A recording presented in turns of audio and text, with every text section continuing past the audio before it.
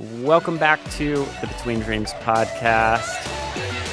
Here today with a returning guest of many times. Today we're talking about his brand new book, Misdirection, A Magician's Guide to Spotting and Avoiding Manipulation in Your Life. Joining us now is Taylor Hughes. Hey, thanks for having me, bud. I always love we have the best conversations, and every now and then we turn the mics on and record. So I'm glad other folks get to listen. So let's hear just a quick overview of the book because it's in an interesting format. There's some cool things that you added into it. So talk a little bit about how the book is set up. So the whole premise of this project is I've spent my entire life as a professional magician studying how to deceive people for entertainment. But I've seen how the same techniques that we use on stage to kind of distract you, take your watch when you're not looking, get you to look over here so I can do something when you're not looking. Those same techniques have snuck into every other aspect of our life, from how we treat each other in business, to what goes on politically, to even how we relate in our neighborhoods and in our churches. And so every chapter, I teach you a simple magic trick. And then I talk about how, if we're not careful, that same technique can become part of how we interact in these other areas of our life. Yeah, it's very cool to see that the bridge of that we know magicians are doing manipulative things for our Right. enjoyment, and it's kind of cool to see that, like, oh, that's actually happening and sometimes not in our best interest. Yeah, I mean, that's the thing is, when you go to a magic show and you buy a ticket, you kind of sign up for that, right? You know the person on stage, oh, this performer is going to try to trick me, but that's part of it. You sign up for that, and you know that they're doing it to give you an experience that you couldn't have otherwise. But we don't always expect to be manipulated when we walk into the office on on Monday morning, or when we sit in a pew on Sunday morning, or when we go to hear a politician speak. And so it's important that we kind of ask these bigger questions. And that's really what the book is about. It's not about getting anyone to think a certain way. It's really just about reminding ourselves that the answers that we need are found in the questions we ask, that we need to be asking constantly bigger questions about what's going on around us.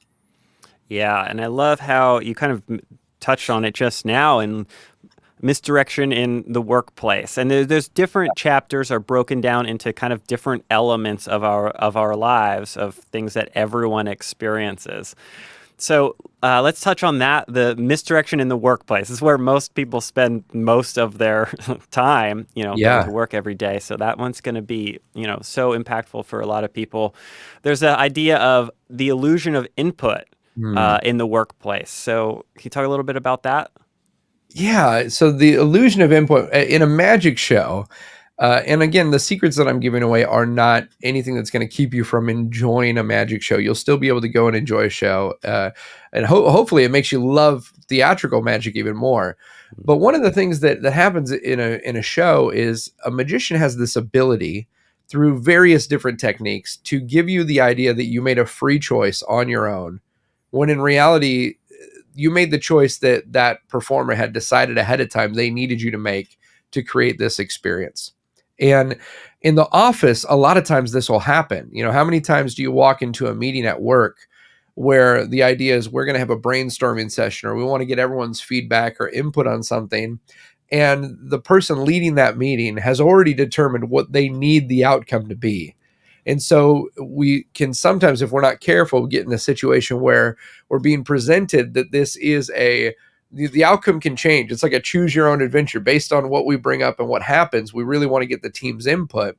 But if we're not careful, especially as leaders in organizations and in businesses, we can be giving this idea that people's input matters, when in reality, we're just having the meeting to justify the actions we already want to take.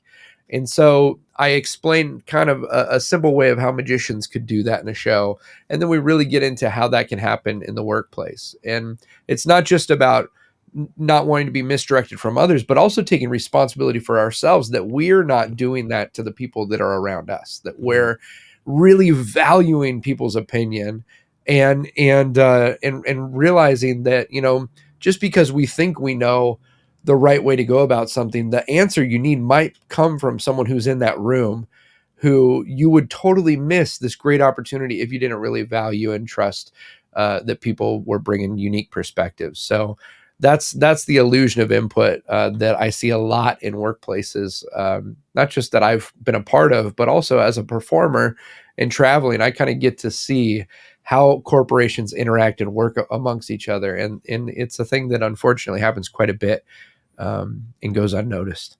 I can only imagine in the corporations and companies how much that happens, because I just see it in myself even doing that, of like, wanting my own way and framing up the world to kind of go my way. And it's like when Right. I pull back from that and allow those the actual inputs to happen, you're like, oh, I actually was willing to see something a little bit different, and it is always more beneficial. I think that's relevant to from the individual creator type entrepreneur up to, whatever level you are in a major company. Is like, that is just across the board. Yeah, for sure. And again, like I said, this book is all about continuing to ask questions. When you're a little kid, and you ever watch a little kid learning how to tie their shoes? Hmm. When a little kid's learning how to tie their shoes, the level of intensity and focus as they make the little bunny ear and it goes around the tree and through the loop and all that, there's so much intention behind it. But then every one of us as adults put our shoes on today. We didn't think twice about it. We're probably doing 14 different things while we were tying our shoes, because at a certain point, you take something you're learning and you're discovering, and then you move it to the category of I got it all figured out, right? And that's fine when it comes to something like tying your shoes and you go, I don't have to think about that anymore. What gets dangerous is when, as people in business or neighbors or family members, we start to go, well, I already know everything I need to know about this situation, this person, this way of doing business. And that's when growth stops. So, again, that's one of the ways that not only can we be a victim of manipulation from someone else, but we can fool ourselves into thinking that we've got it all figured out. And the more we can get to this state of I don't have all the answers, it keeps us open to learning and to growing. Yeah. Yeah, I mean, right, there's a if there's a lesson to print out and put on the morning mirror, it's in there. That's so good. So within the workplace, the misdirection in the workplace, you talk a little bit about this another idea, labeling people. Mm. Dig into that a little bit.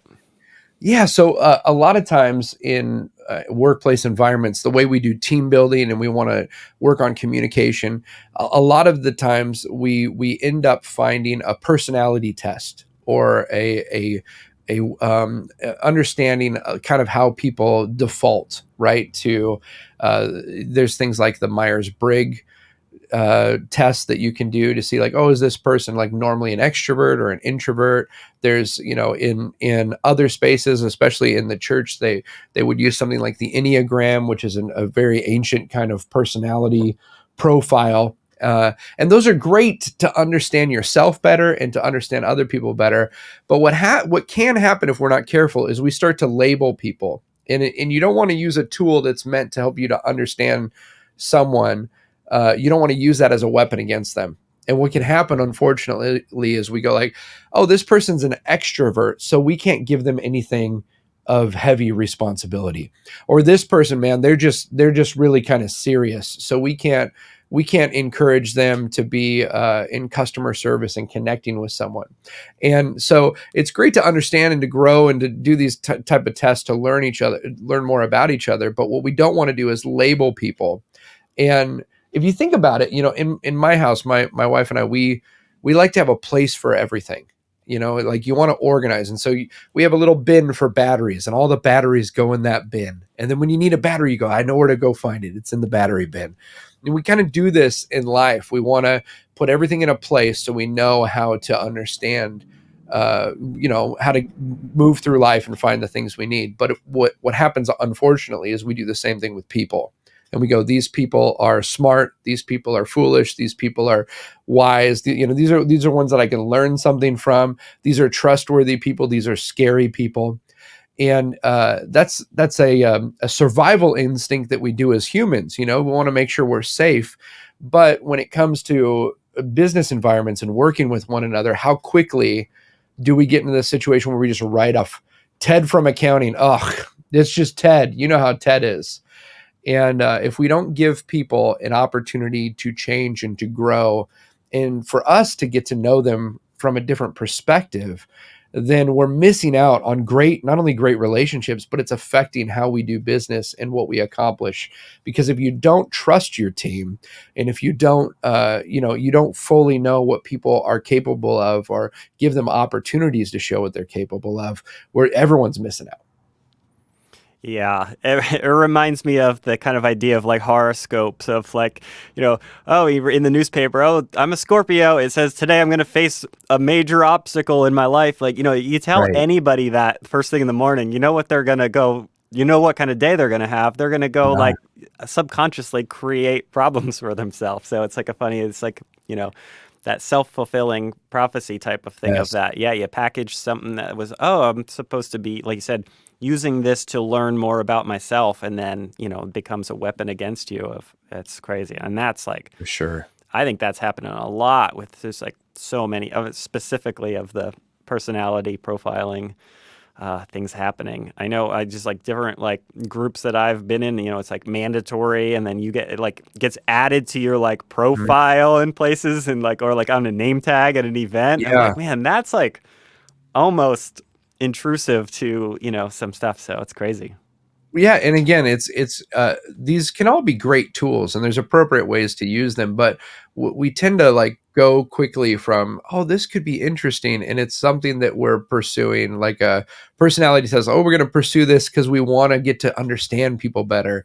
And once we've done it, now when the next group comes in, it's like we're just checking boxes. We're Mm, just going like, ah, I got to find out what Jenkins is so I know how to react to him, or and yeah. yeah, we don't want to allow tools to become weapons. Yeah. And again, that's, magicians use these tools all the time, but they're using it to give you something. And Yeah. misdirection in any other environment is taking something from you. It's robbing you of something. It's not giving you elation or joy or perspective. So Yeah, that's great. So that, I think that kind of frames us up nicely to shift into another chapter, the social media chapter, this illusion of connection that you talk about within the social mm. media section. How's that tie into it? Yeah, so with the illusion of connection, sometimes what can happen is we start collecting people online. Mm, I met this person and they're great. We had a great one night talking to each other after a convention or whatever, and then you become friends on Facebook. And then what happens is, rather than having genuine deep relationships, you think about a person and you go like, hey, I wonder what that person's up to, rather than calling them to check on them, rather than saying like, let's grab lunch, rather than like, hey, let's jump on a Zoom and just like see what's going on in life. What we do is we go to their Facebook page or their Instagram page and we stalk them, right? like we go like, oh, I don't need to check on anyone because I know what they're doing. And then take it a step further, we're all sharing all the time a version of our lives, but it's very hard to get an accurate picture. So sometimes you hear about someone who went through something or there's a tragedy and you go like, wow, they seem so happy. How could that happen? I think if we're not careful, this illusion of connection, the idea of friends, but they're more acquaintances, or they're people that you become, rather than a participant in someone's life, you become a spectator of their life. And so I think I've seen it done both ways, and I've seen social media be an incredible tool. I don't think that our interaction online is a negative. I think that if we forget that it is supposed to be social relationships and not just observing and promoting, we're missing out on how great of a thing this really can be. yeah, I've felt that on both sides, kind of like incoming and outgoing of Yeah. seeing my friends, especially entertainers and performers, always posting the coolest things, and then I actually Oh talk to yeah. them and they're going through something. You're like, oh man, I thought You're like, you I were had like no rocking idea. it. Yeah. Right. And then same thing with me. I've had people be like, oh, you're crushing it. I've seen this thing. Meanwhile, I'm like, you know, on my last straw and trying to pay bills or something. And people like, because I crafted an illusion that made it look like I was crushing it. And, you're kind of, it's crazy. Yeah, well, there is, and that's the thing. Another thing that I talk about in the book, that something we need to remember is that we're seeing a version, right? Like when you go on, your social media is curated based on the algorithm, based on what you like and what you don't like, and your past, comments and all of that. And so what happens is when you go online and you look on Instagram, you're not seeing what everyone sees on Instagram. It's not like back in the day when someone printed up a newspaper. It's like, hey, did you see this in the paper? Everyone was looking at the same thing. And there's this idea in magic that's a great tool for a magician on stage, this idea of dual reality, where I can hold up a playing card and I say, go ahead and memorize the card. And the person on stage is memorizing the card, but they don't realize it's a double faced card. So the audience is looking at the three of hearts. This person's looking at the 10 of spades, and everybody thinks they're looking at the same thing. Hmm. And so then it becomes interesting where we don't understand, how did you come to that conclusion? Because clearly you saw what I saw, but the truth is we're all seeing our own version of the internet and social media. And so it's important to engage in like one-on-one conversation. And so one of the things I talk about in the book, every chapter ends with some questions to ask or some things you might want to consider. And one of the things is like, hey, the next time you wonder about someone, maybe then instead of just scrolling their page, give them a call, shoot them a Hmm. text. That personal connection, that is how we get to know each other, right? That one-on-one, looking in the face, sharing stories, talking about your week. Those are the things that we kind of miss when we're just looking at the highlight reel, and we miss out on what our interaction really is supposed to be, because we've got this idea that we've already done it. We check the box. Yeah, I already checked in with so and so. And then you realize, like, oh, I feel like I see this person all the time. I haven't been in a room with them in 2 years. Yeah. And yeah, so that's again, I don't want, and the book is really leans into hope and encouragement and showing, what could happen if we do it a different way. So again, I don't want to sound like a crotchety old guy going like, oh, it's the social media ruining the youth. No, I don't Yeah. think so. My 18-year-old daughter has like this very deep and rich community of other artists and people on Instagram that support one another, and like they take it from just what's on the page and they use that as an opportunity to reach out and to connect and to build a relationship. And I think it's beautiful. And I think that rather than as adults, us looking at a generation and going like, well, this is the problem. No, actually, I think we can learn a lot by kind of looking and seeing a different way to interact.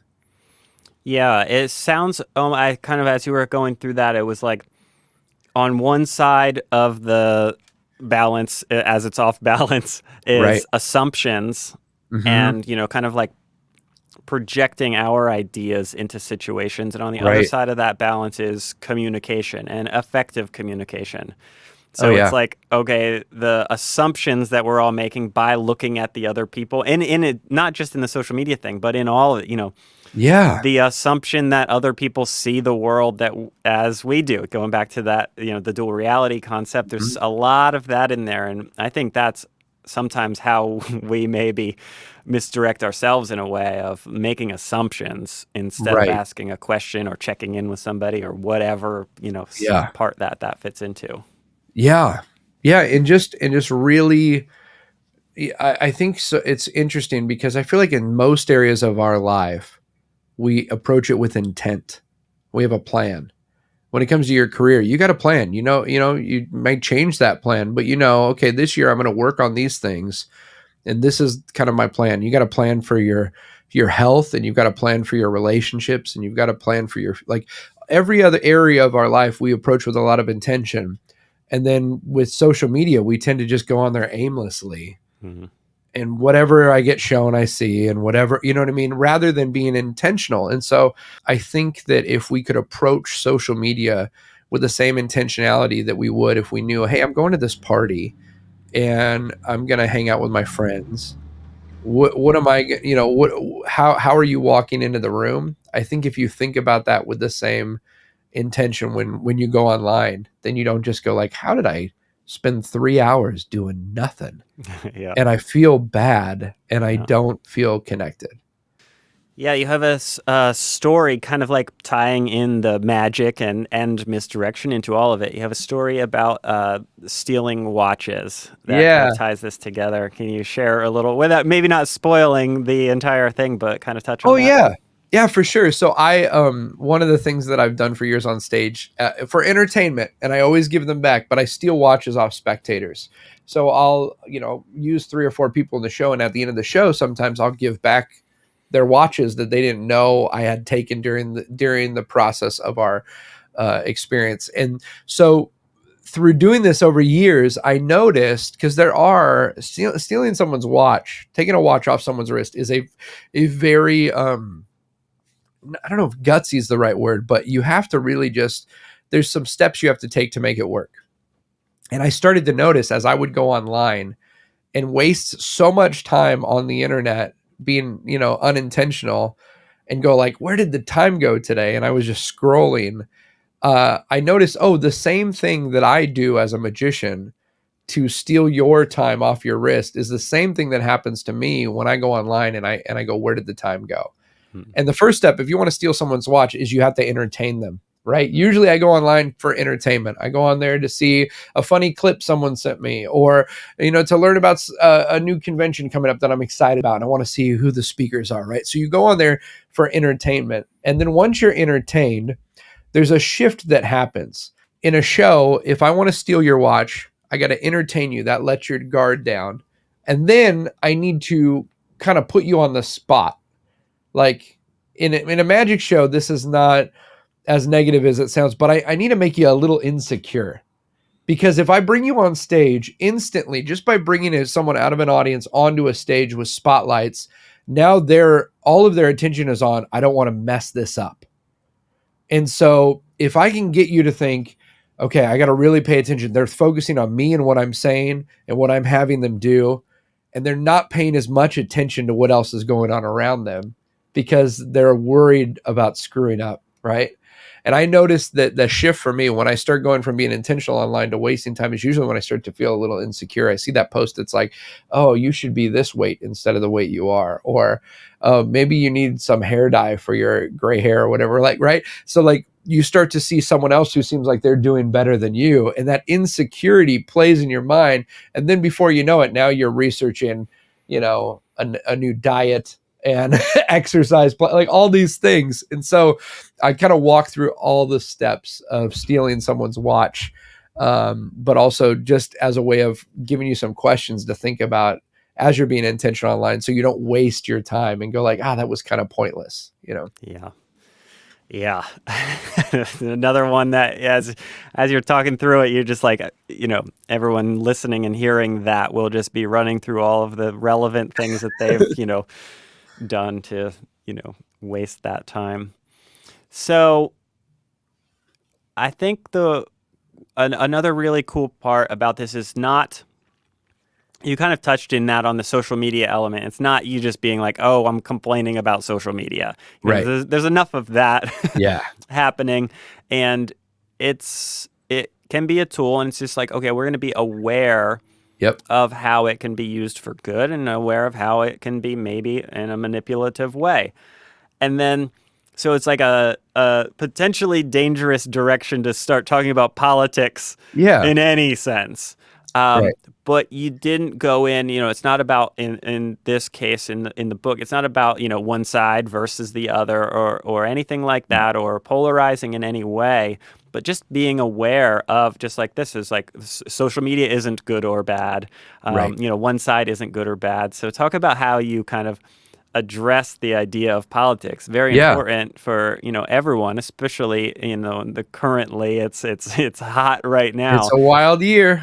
Yeah. So how did you kind of address that without making it about politics, Yeah, so yeah, to yeah. speak? Again, like I said, the book is not trying to talk anyone into or out of any belief system that they have that adds value to their life and makes them care about others. That's beautiful. And it is not what I realized. Misdirection is not a issue. Like we were just talking about social media. It's not like young people are being misdirected and old people aren't, or old people are being misdirected and young people aren't. It's the same thing. It's not a Republican issue. It's not a Democrat issue. It is a human issue. Like if somebody can a lot of times you'll find out that it goes back to money, right? Like if I can make money by manipulating you, people tend to go that route. A big thing that I talk about again and again, it comes back to seeing different perspectives. Like I said before, we tend to, like with our shoes, we go like, oh, I know how to tie my shoes. I don't need to think about that anymore.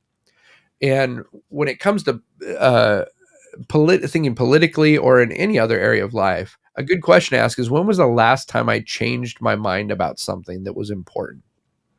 Right? When I was a kid, my dad loved Chevy cars. And because he loved Chevy cars, he would teach me about Chevys. And he would explain to me, how you could tell the difference. You could tell the year of a 1950s Chevy based on the shape of the taillight. And, he would just talk about how great they are. Now, I also knew my dad hated Fords. I didn't know anyone that drove a Ford when I was a kid. I didn't ever ride in a Ford. But because my dad disliked Fords and he loved Chevys, I kind of just adopted that same belief of Chevys are great, Fords are awful. And then later on in life, I rode a couple Fords and I was like, it's pretty good cars. Nothing wrong with these cars, right? And sometimes, unfortunately, what happens is we do the same thing as humans when it comes to our political views. Is we tend to just adopt, and it's not always the viewpoint of our parents. Sometimes it's the viewpoint of a radio host or a podcast host that we love, and we tend to just go like, rather than think for myself, rather than weigh out the issues and see all the different perspectives, I'm going to find one person who I think is great, and I'm just going to believe whatever they believe. And so sometimes what can happen is we start to feel like, well, this is what I really think about this issue, when in reality, we haven't thought much about that issue at all. We've just kind of adopted a team. This happens in sports with sports teams all the time. And granted, I shouldn't talk about sports. I'm not a sports guy, which you knew immediately when you saw me. But I just, the one thing that's interesting about sports is we tend to go like, well, this is my team and these are my guys and I got to support my guys. And what we don't think about is that the guys on that team are not always on that team because they love the city, because that's the team they wanted to be on. Sometimes it's like, well, they were going to give me the most money to go on this team, or this was the opportunity I got, but we will fight each other over sports. You're bad and I'm good because my team colors are this and your team colors are that. And it's fun and it's silly when it comes to sporting events. It's detrimental when it comes to groups of people or ways of thinking, or realizing that just because someone has a different experience than I had growing up doesn't mean that they're necessarily a bad person or that I'm right and they're wrong. And another thing that we talk about in the politic chapter of the book is a good question to ask yourself is, do my beliefs about what is right and what is wrong, do they just happen to benefit my life? Right? Like, if your beliefs about what is good and what is right and what is true and how we should treat one another also happen to really benefit you financially, that's something to think about, right? It's it's just interesting to me how often, whether this is politically or religiously or in how we treat each other in our communities, that what we believe is like the ultimate, like 100% truth, just so happens to benefit my life in every way. And I do feel like if you're on a quest for truth, there should be some truths that are not convenient for you. There should be some truths that are now it sounds like I'm making a statement about that. What was that document? Inconvenient truth or Oh, yeah. something? But there should, and I'm not saying that. What I'm saying is there should be some things that cost you, right? Right? Doing the right thing is often sacrificial. And so if your belief about how we should care for one another just so happens to make sure that you have a ton of money in the bank all the time and it never costs you anything, I do think that that's pretty ironic. And so whenever I've gotten in a situation in life where I've been like, oh, it just so happens to make my life easier to think this way, I have to go like, well, do I believe this because it's the right thing to do, or do I believe this because believing that makes life easier for me every day? So I think those are some questions that we can ask when it comes to, what we're supporting, whether that be political candidates or things that we vote for. I think that sometimes if we're not careful, we end up just voting for what serves us rather than what serves humanity as a whole. Yeah, and I think that is something that people may not even be consciously aware of in a way, Right. because going all the way back to, oh, my dad said, whatever, only drove a Chevy, or Yeah. said Republicans are this or Democrat or Yeah. whatever it is, that, and they don't know, it's like you don't know what you don't know. And Hmm. sometimes and full circle, sometimes we make assumptions like, oh, how could someone think this or believe this or not understand my Right. perspective? And we just don't know. And it Yeah. goes back to assumptions, lack of Hmm. communication, and then circle it back into, there's a section about misdirecting ourselves. Oh yeah. And I think that's what happens a lot of times. Is sometimes these things aren't even, a lot of times it's consciously people deceiving us and, you know, Right. making decisions and things that are, purposefully, bad. We'll say it. But then sometimes we're doing things that we might not even know, Hmm. or consciously or subconsciously misdirecting ourselves. As we go into this idea of misdirecting ourselves, you talk a little bit about the idea of happiness as a destination. So jump into that. Yeah, I mean, again, a lot of the things in this book are not me going, I'm an expert at this and I'm going to teach you. These are things I've noticed in my own life and I've struggled with and I've had to wrestle with. And it's interesting when you spend your whole life studying how to deceive people to catch yourself being deceived by your own ways of thinking. Mm. And the idea of happiness as a destination is huge. We can, if we're not careful, we can be so looking ahead thinking that down the road's going to be great. I'll be happy when I get there, and then you get there and you're like, oh, but I just need to go a little further and then I'll be really happy. And so yeah, this whole idea of like learning to be where your feet are and be present and be happy with whatever your circumstances, your circumstance, you can joy and challenge can coexist. It's not like joy or hope or happiness is a destination you get to. It's something you carry with you through good times and challenging times and victories and failures.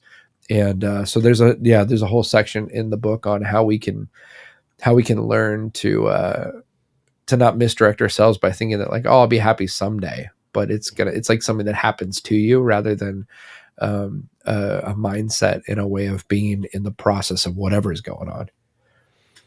Yeah. In the same section there's it's a mouthful. Yeah. Fundamental attribution error. So, talk a little bit about that in the misdirecting ourselves and how that relates. I think that ties into a lot of things in workplace and, Yeah. again, back to assumptions. So, in the Yeah. misdirecting ourselves idea specifically, and fundamental attribution error. Yeah. So fundamental attribution error is when we basically attribute what we do to circumstances around us, and we attribute what other people do to being like a characteristic or they're a bad person. So you see, you're in a situation where you're running late to a doctor's appointment and you really need to get there. It's a super important. And so you're speeding and you're kind of driving a little crazier than you normally would because in your mind, this is so important for you to be there. But then on a different day, someone speeds by you driving maybe not as crazy as you were, and they're an idiot or a jerk, right? We assume that somebody else, that their character is what's driving them to make the decisions, and our decisions are all based about external things that have nothing to do with us. And so that's one way that we can misdirect ourselves and not take responsibility for our own actions, but we can also misdirect ourselves and miss out on like great people who we just assume, again, it goes back to labeling people, but we just assume, Janet's always late to work because she's lazy, uh, and I'm late to work because my kids needed me to do something that was really important. So that's just one of the many ways. It's funny. I studied a lot of cons for this book. I've always Mm, been a fan of like old school con games and how people are swindled. You know, everything from there's a whole section on jam auctions, which is a wild story. I won't get into all that, but I love the 3 card Monty. In the 3 card Monty, if you watch it, it's presented as a game, but it is not a game that anyone can win. Every move and procedure has been carefully orchestrated to make sure you leave without your money. And it's presented as a game, but the guy running the game is a con man. It's a magician who studied these skills, but it's not being presented as a magic trick. It's being presented as just a game of chance. And for the longest time, I looked at that and I went, man, that guy is so bad for taking advantage of those people. He's misdirecting people, and he is. But also, you have to realize that every person who plays that game is allowing themselves to be misdirected by the idea of I can earn something or I can get something that I didn't earn.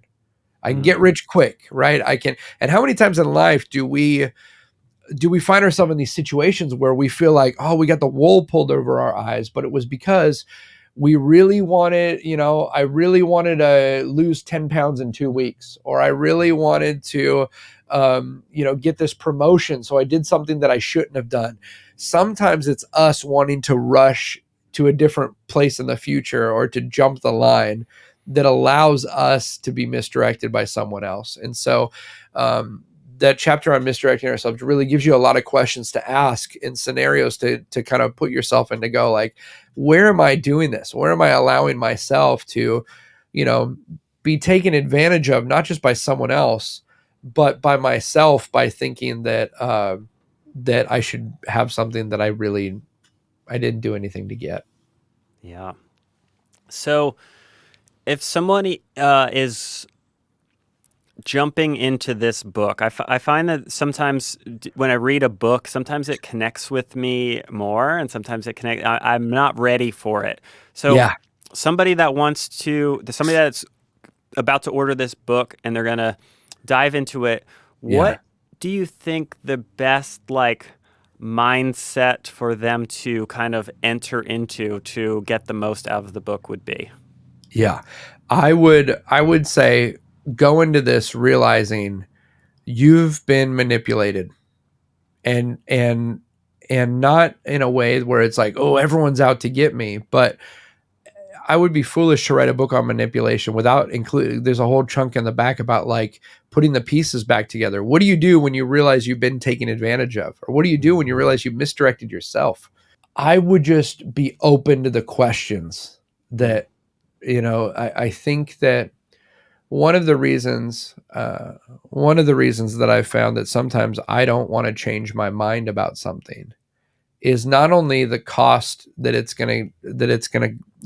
I'm gonna have to pay to go, uh, I was wrong, but I'm also gonna have to take responsibility that if the way I was thinking was not loving other people or was putting other people in a bad situation, it's hard sometimes to admit that you were wrong, because then you have to take responsibility for the fact that, man, I've thought incorrectly about someone. I have been labeling the people at work. I have been, supporting a certain person that maybe wasn't on behalf of others, and I have to take responsibility for my role in that. So, this book, I think some people will. It's a easy read. I think some people will breeze through it, but I also think some of the people that breeze through it are going to miss out on the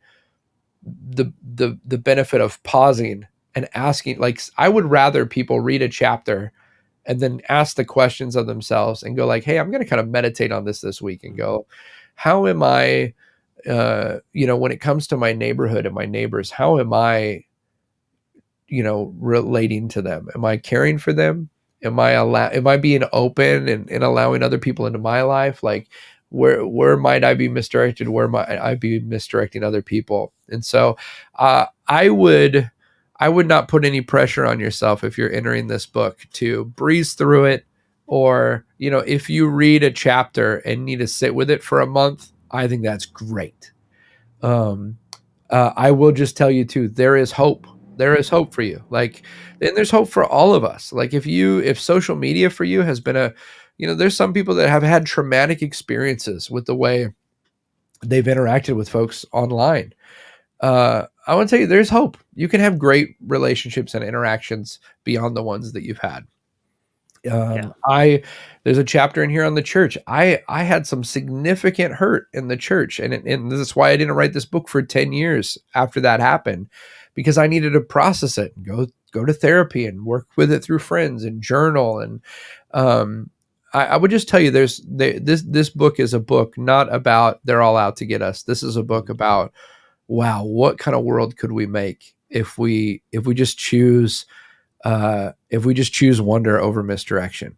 And it's available to everybody. So I Amazing. hope people are encouraged when they start diving into some of this stuff. Yeah, that's great. Amazing. So, where's the best place for people to find this if they're ready to jump in? You can order it online at Barnes and Noble, Walmart, Amazon, your local. If you got an indie bookstore that you love, you can go in there and they can be able to order it and get it to you. The best way right now, like we're kind of rising up in the ranks on Amazon, and so if you order the book on Amazon, pre-order or order it when it's out, and that lets you leave a verified review, whatever you think about it, good or bad. I would just love for you to leave a review, because that helps. That just helps more people get this book into their hands and notice it. Awesome. Well, thanks for joining as always. Thank you, buddy. Thanks for having me. And I love these conversations, man. I'm glad that you got them going, because it helps the rest of us not feel alone when you hear someone else go say words that you've thought and you go, Yeah. oh, okay, that's good. We're in Yeah. this together. Yeah. Yeah, and we've done so many. Yeah. Look through the archives, and if people want to hear more about outside of this book, between conversations between the two of us, there's so much Yeah. previous episodes and things. So if anyone wants to dive in deeper, you can probably pretty easily find that stuff.